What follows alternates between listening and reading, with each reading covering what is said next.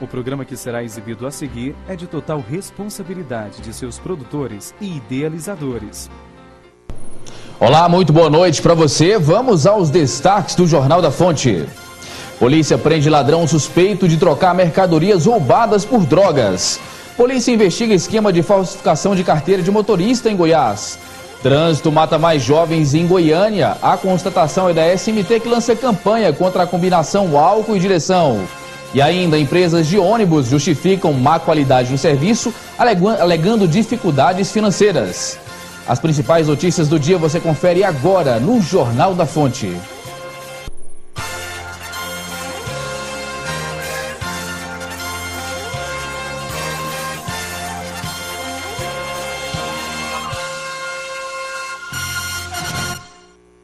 Polícia prende ladrão que agia na região sul de Goiânia. De acordo com a polícia, o suspeito trocava mercadorias roubadas por drogas. O que algumas pessoas muitas vezes demoram anos para conquistar, a droga destrói em algumas horas. R$4.000 em computadores roubados deste escritório foram trocados por 20 gramas de crack e R$50. Os responsáveis pelo furto foram Luiz Henrique Pires de Oliveira, de 19 anos, e outros 2 comparsas. Ele não quis entregar, não conseguimos recuperar os objetos ainda, ele não quis entregar ao traficante, porque se assim tivesse feito, seria mais um defunto. Vocês estariam fazendo uma matéria de homicídio e não de furto. Conseguimos tirar ele das ruas e queremos agora desmantelar o restante do grupo dele que está aterrorizando essa nossa região aqui. O preso e os seus comparsas, de acordo com o delegado, eram o terror do setor Pedro Ludovico e Parque das Laranjeiras e região. Para sustentar o vício, eles faziam por dia pelo menos um assalto.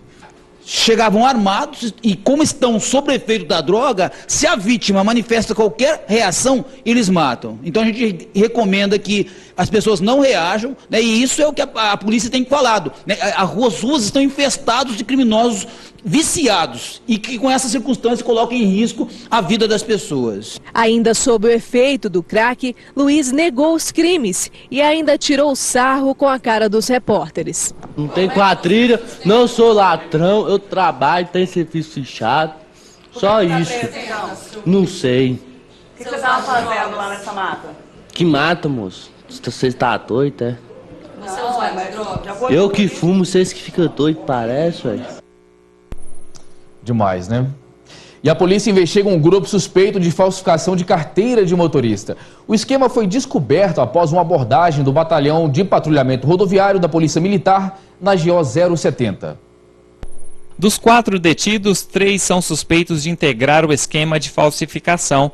São eles Leocinei Claudino Barbosa, Neildo Pereira Barbosa e Valtene Sardina da Costa, que pode ser o líder do grupo. No carro dele foi encontrada esta lista que a polícia acredita ser de possíveis clientes. Valmir Pereira, o primeiro a ser preso, é até agora apenas um cliente do grupo. A polícia chegou até os suspeitos após Valmir Pereira ser parado em uma blitz. Depois que os militares decidiram checar os antecedentes criminais dele, verificaram que a carteira de habilitação que ele portava não tinha registro no Detran. Foi abordado o cidadão chamado Valmir no posto da Polícia Rodoviária Estadual, da GO 070 KM5, e ao constatar no Detran, foi verificado que a CNH dele não procede, não tem registro no Detran. Sendo assim, ele informou que pagou R$2.000 para obter essa carteira. Aí fomos atrás e conseguimos detectar 3 pessoas que atravessam os procedimentos legais, né, e obtêm essa habilitação. A fraude era bem feita e, como os documentos ainda não foram periciados, não é possível afirmar que as cédulas são falsas. Segundo o gerente de fiscalização do Detran, os formulários podem ser originais, CNHs vencidas que passavam por um procedimento para receber uma segunda impressão. Usa-se um produto químico, apagam todos os dados da pessoa, proprietária daquela habilitação, usam a cédula e, além do mais, contam com uma máquina de impressão muito perfeita. Então não é muito fácil detectar essa fraude. Isso é somente com um critério muito aguçado, além de ter que consultar no sistema do Detran. Então não é muito simples assim detectar a fraude. O trio, que usava documentos verdadeiros, será encaminhado para a Polícia Civil e deve responder por receptação, associação para o crime e falsificação de documento. E a Polícia Rodoviária Federal prendeu nessa tarde, na BR-153 em Uruaçu, um motorista profissional com carteira de habilitação falsificada. O homem de 54 anos conduzia um tremião carregado com 65 toneladas de cana-de-açúcar. Segundo a PRF, o motorista comprou documento irregular por R$ 1.700 em Ribeirão Preto, interior de São Paulo. O caso foi encaminhado para a Delegacia Civil local. E o assunto agora no Jornal da Fonte é o retorno de impostos à população. Pela quinta vez consecutiva, o Brasil apresenta o pior retorno de valores arrecadados com tributos em qualidade de vida para a população. Para falar sobre os impostos, eu converso agora com o consultor de finanças, José Mário de Carvalho. Mário, boa noite, prazer tê-lo aqui no Jornal da Fonte. O tema não é muito legal, mas uma boa noite para você. Boa noite. Nós ficamos então entre os piores dentro disso, José Mário. Exatamente. O retorno percebido pela população daquele montante que se recolhe a título de impostos passa uma impressão de ser muito ruim o serviço do governo, né? Esses levantamentos, eles são feitos de país em país e medem a percepção que a população tem com relação ao dinheiro que ela recolhe a título de tributos. É um tema muito importante a ser discutido, que não é muito bacana, é a posição onde nós estamos, né, Zé Mário? Verdade. Inclusive, o que chama a atenção é a questão do PIB. Se a gente pegar o comparativo que eles fazem, o imposto recolhido no país chega mais ou menos a 1/3 do PIB anual, Zé Mário? Como é que funciona isso? É mais ou menos isso. Nós tivemos em 2013 a carga tributária por volta de 36%, significa que do total produzido a título de riquezas no Brasil, indústria, comércio e serviços, 36% disso era imposto, era tributo, das 3 esferas, federal, estadual e municipal. É uma carga muito alta por aquilo que nós recebemos de volta do governo a título de serviço.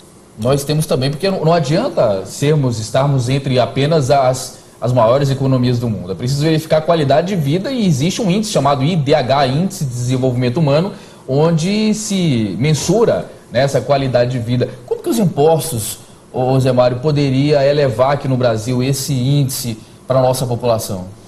Bom, o Índice de Desenvolvimento Econômico é uma equação que é aplicada em todos os países e que envolve algumas variáveis bem interessantes, né?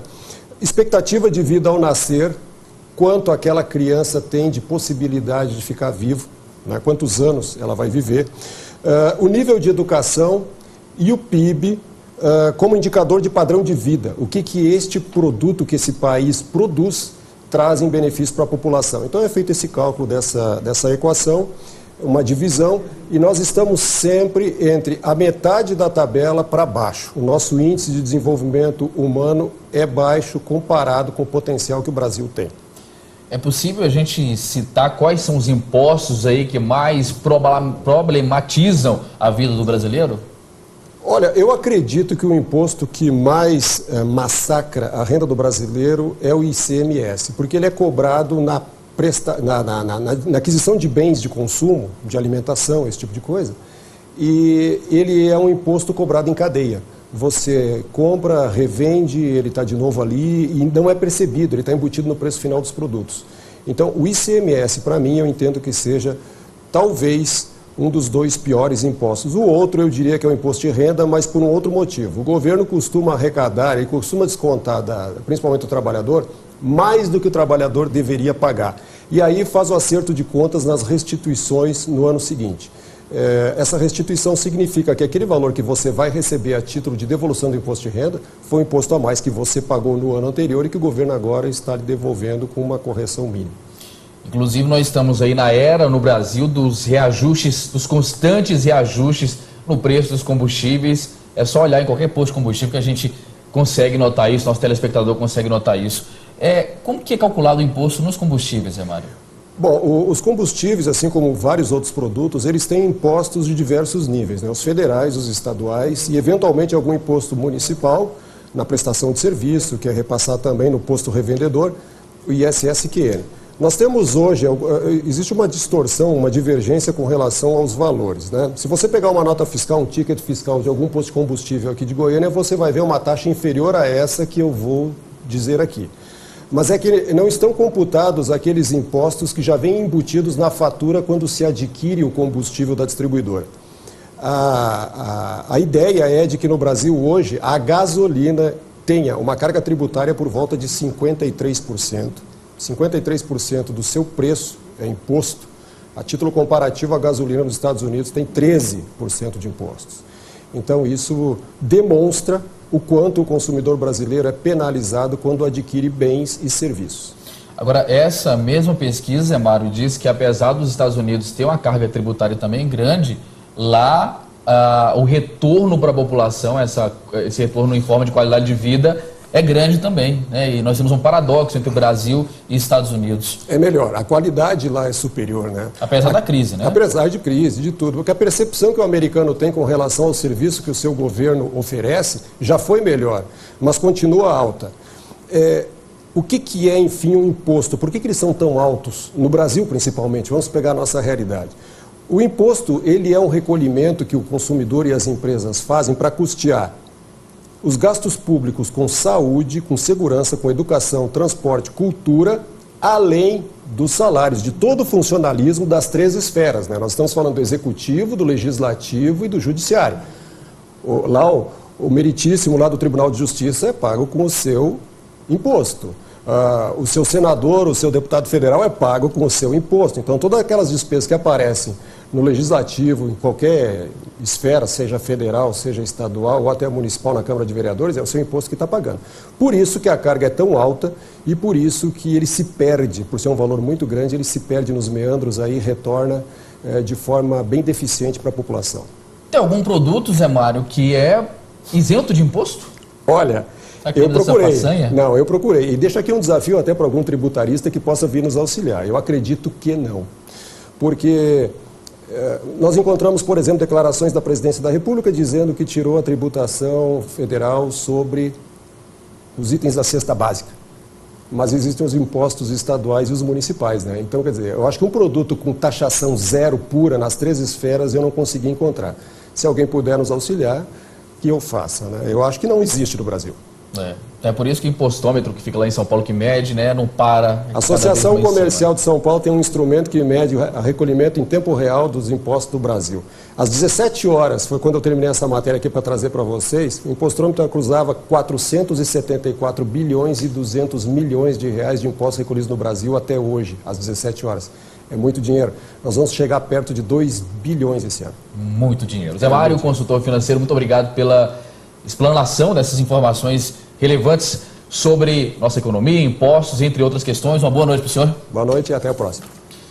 E quase 70 pessoas já morreram nas ruas de Goiânia esse ano, vítimas do trânsito. Muitas delas jovens e em decorrência de combinação de álcool e direção. Os reflexos da violência no trânsito vêm parar no Hospital de Urgências de Goiânia. Por mês são realizadas mais de 1.000 cirurgias na unidade. No mês de março, acidentes de moto originaram 294 procedimentos. Os de carro, 91. Atropelamentos, 39. Demais ocorrências de trânsito, 86.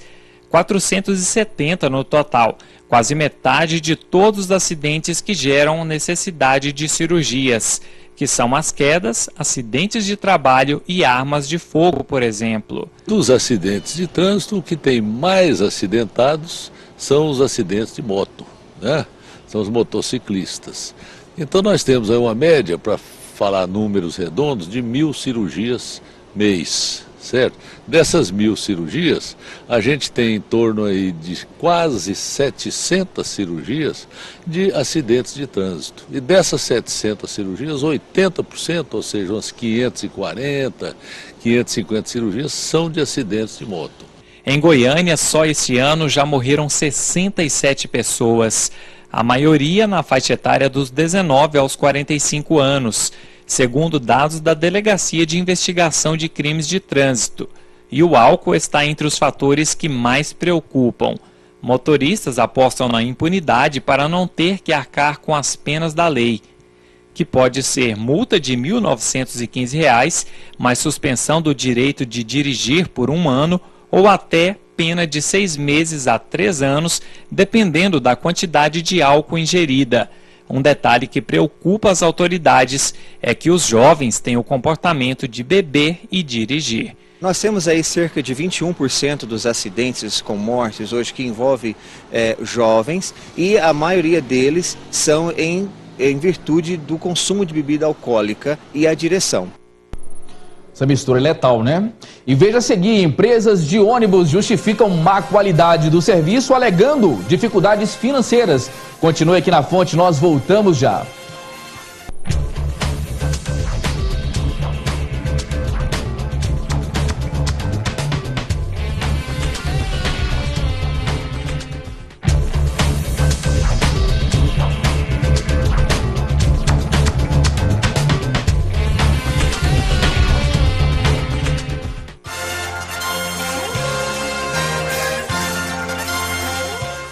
Câmara Municipal de Goiânia realiza sessão especial em homenagem ao Dia Mundial de Conscientização do Autismo. A iniciativa partiu do vereador Jean Said, do PSDB.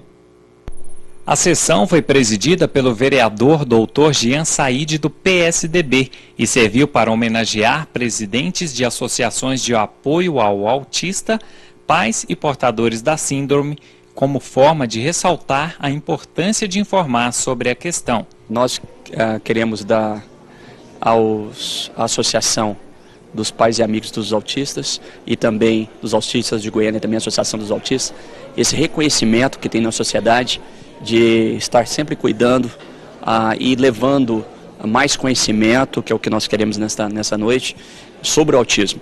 O autismo é caracterizado por um grupo de transtornos de desenvolvimento do cérebro, que provoca dificuldades de comunicação e interação social. Por isso, a importância de divulgar o comportamento desse público. O vereador Dr. Jean Said é autor de uma lei e suas características. Todos os meses de abril, monumentos públicos da capital são iluminados na cor azul, a cor do autismo. Uma das preocupações do vereador é a educação. Para ele, é preciso que esta ofereça mais qualidade para os autistas e esteja mais acessível. O que nós queremos é que o poder público desperte para o bem coletivo dessas pessoas, que possam ter escolas públicas, quem sabe daqui para o futuro, que o governo federal possa conscientizar sobre isso. E a gente está querendo chamar a atenção disso, da sociedade. Tanto das autoridades, que eu me coloco, e também das pessoas que não conhecem o autismo. Durante a cerimônia, houve a entrega de certificados para os homenageados, pessoas que de alguma forma contribuíram para o maior acolhimento aos autistas. Quem recebeu a homenagem ficou feliz com o reconhecimento. É muito importante, porque antes, há 10 anos atrás, 15 anos atrás, não se falava no autismo. Agora você sabe um vizinho, ou um parente, um amigo, um colega de trabalho que sabe o que é o autismo. Então está sendo essa homenagem, essa divulgação do nosso trabalho é muito importante para a sociedade e para a AMA também. É uma honra representar as mães dos autistas e a família Azul aqui na cidade de Goiânia. A secretária municipal de Políticas para a Pessoa com Deficiência e Mobilidade Reduzida, Cidinha Siqueira, reconhece que muito já foi feito pelos autistas, mas ainda há bastante trabalho.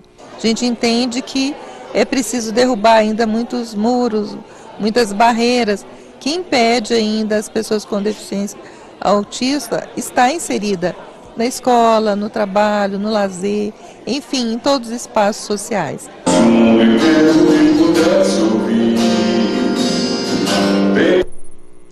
As empresas de ônibus da região metropolitana de Goiânia dizem que parte dos problemas do transporte coletivo existem por causa de dificuldades financeiras. Elas querem aumento no valor da tarifa e o assunto esteve em debate hoje à tarde na Câmara de Vereadores. As discussões contaram com a presença de parlamentares e representantes das empresas que se reuniram com o intuito de buscar soluções para os problemas existentes no transporte coletivo da Grande Goiânia. De acordo com o relator da Comissão Temporária do Transporte Coletivo, o poder público é omisso, o que favorece o agravamento da situação. O poder público fica em silêncio diante dessa situação. Então o poder público tem que fazer uma análise sobre essa situação e dizer, é mentira ou é verdade?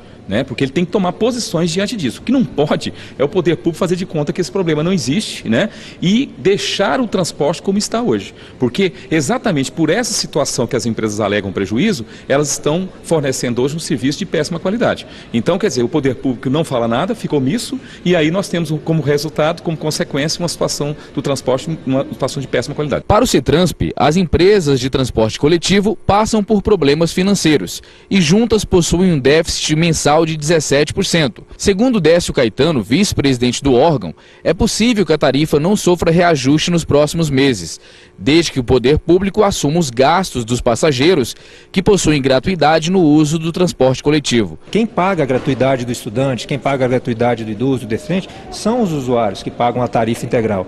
Então nós podemos manter a tarifa de R$ 2,70 se essas gratuidades forem custeadas pelo poder público, que foi quem criou essas gratuidades. Em decorrência dos problemas ocorridos no transporte coletivo, foi criada há 2 semanas uma comissão temporária do transporte coletivo que nos próximos 4 meses realizará reuniões em busca de uma solução para o problema. O relator da comissão ressalta que uma das prioridades da comissão é a busca por documentos e planilhas que possam revelar a situação financeira das empresas que operam o transporte coletivo da Grande Goiânia. Queremos a planilha dos horários, queremos uma planilha de custo, vamos estar cobrando os contratos, tudo isso nós já aprovamos os requerimentos e queremos ter acesso a todas as informações e dar publicidade. Nós queremos que a sociedade tenha acesso a todas essas informações. Transporte público é um bem público, a sociedade tem direito de discutir com a maior transparência possível. E diante de tantos problemas e discussões, o povo deseja mais qualidade para o transporte público. Tem que melhorar algumas coisas ainda, né? Questão assim de transporte, eu acho que também a quantidade de ônibus também, que está faltando alguns, dependendo de algumas linhas. Muito ruim, porque é lotado demais, não tem segurança. Os ônibus todos atrasados. Parece que vai aumentar, se eu não me engano, mas o que menos agrada é as sublotações nos horários de pico e o atraso dos ônibus também, que está mais frequente de algum tempo para cá.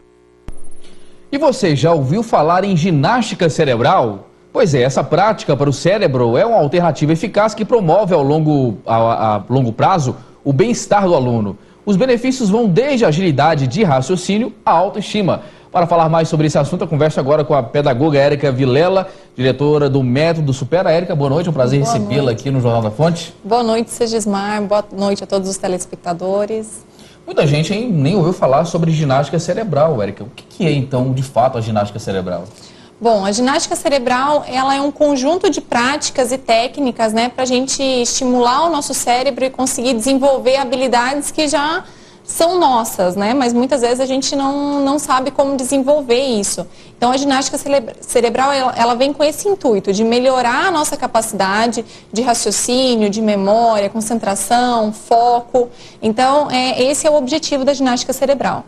Inclusive, existem várias técnicas, algumas não são brasileiras, que são utilizadas nas técnicas de ginástica cerebrais. Quais técnicas dessas você pode nos exemplificar? Isso, a gente tem, né, o Soroban, é uma ferramenta que nós utilizamos lá no Método Supera. Isso, é uma ferramenta de cálculo, funciona como se fosse uma calculadora, né? Nós temos as contas de baixo, quando a gente aproxima da haste, a gente soma, quando afasta, subtrai.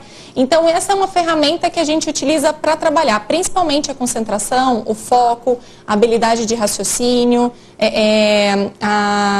melhorar a agilidade e a concentração, principalmente, é o objetivo dessa ferramenta.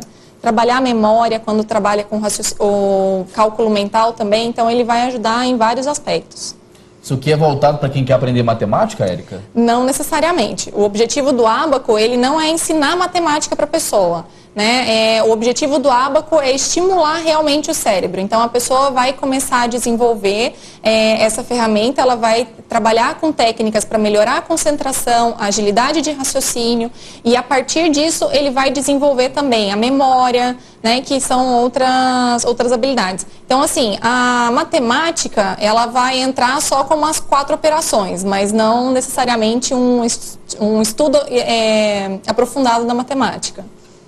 E automaticamente a pessoa aprende a matemática, pelo que eu entendi, mas essa ferramenta ela serve para desenvolver várias habilidades cerebrais, ligações, que é chamado de sinapses, não é isso? Isso, exatamente.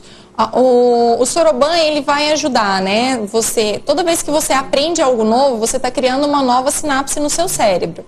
Então, quando com a prática do Soroban, você vai também criar essas novas sinapses e ele vai te ajudar também a melhorar, principalmente, a parte do raciocínio lógico. Então, você vai desenvolvendo um raciocínio cada vez mais rápido, que o trabalho, quanto mais sinapses a gente tem, quanto mais ligações a gente forma no nosso cérebro, maior a nossa capacidade de raciocínio e raciocínio rápido também. Olha, essa ferramenta é literalmente bem diferente, inusitada, e daqui a gente já percebe, né? Porque os japoneses são tão superiores a outras culturas em relação a raciocínio. Você pode demonstrar pra gente, Érica, como que ele funciona? Claro. Eu vou pegar uma coluna, essa coluna vai ser a minha coluna da haste do resultado. Vai ser a minha coluna da unidade. E aqui eu tenho uma haste que a gente chama de haste do resultado. Toda vez que eu aproximo uma conta dessa haste, eu estou somando. E toda vez que eu afasto, eu subtraio. Essas contas de baixo, cada uma vale 1. Então, se eu aproximar uma, eu tenho número 1. Se eu aproximar mais uma, eu tenho 2. Mais uma 3 e mais uma 4, certo? Então, embaixo eu tenho 4. As contas de cima, elas têm valor 5. Quando eu aproximo com uma conta de baixo, eu tenho 6, 7, 8 e 9. A gente vai trabalhar isso de uma forma que o aluno ele tem uma forma correta de trabalhar com o dedo, tem uma forma correta de trabalhar com o lápis também. E isso vai trabalhar tanto a questão da disciplina desse aluno, então ele vai trabalhar com a disciplina, com o foco, com a concentração, e é como se fosse alfabetizar novamente. Então o aluno ele aprende como se fosse uma nova alfabetização durante esse trabalho aqui. Muito bem, esteve conosco aqui no Jornal da Fonte, falando sobre ginástica cerebral e os benefícios dela para a nossa vida. A representante do Método Supera, Érica Vilela. Érica, muito obrigado por estar conosco. Uma boa noite para você. Obrigada, boa noite a todos. E o Jornal da Fonte vai ficando por aqui, nós voltamos amanhã. Na sequência, você fica com o programa Na Marca do Pênalti. O melhor dessa noite para você e até lá.